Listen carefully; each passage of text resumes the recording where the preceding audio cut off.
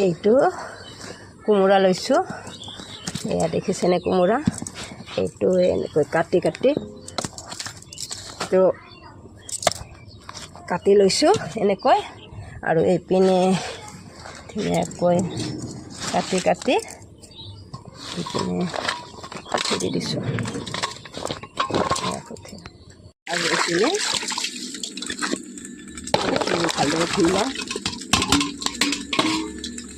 আৰু এনেকৈ মই ভালদৰে ধুই লৈ ৰ'দত দিম। এনেকৈ ধুই লৈছোঁ, আৰু এইপিনে মই টিঙৰ পাতত উঠি লৈছোঁ ওপৰত। দেখিছেনে? কোমোৰা পুঠি দিয়াৰ কাৰণে ইয়াতে উঠি লৈছোঁ, আৰু এইপিনে মই টিঙৰ পাতত ধুনীয়াকৈ কোমোৰাখিনি মেলি দিছোঁ।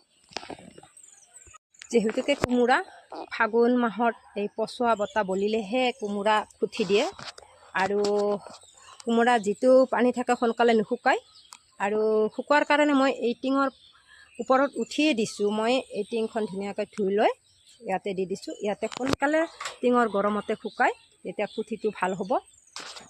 এনেকৈ চাই থাককচোন বাৰু পিছলৈ কি হয়।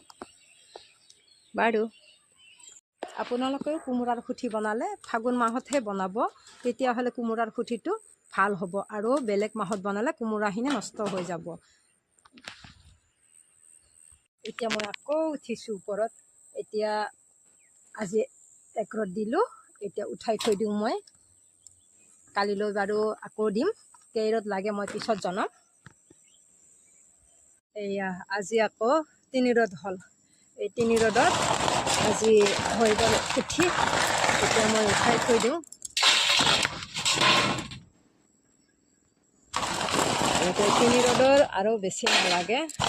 এতিয়া গোটেই ইমান ধুনীয়াকৈ হৈ গৈছে, দেখিছেনে বাৰু? মই এতিয়া গোটেইখিনি উঠাই থওঁ। এয়া হৈ গ'ল পুঠি, ইমান ধুনীয়া হৈ গৈছে, দেখিছেনে বাৰু? এনেকৈ কোমোৰা পুঠি।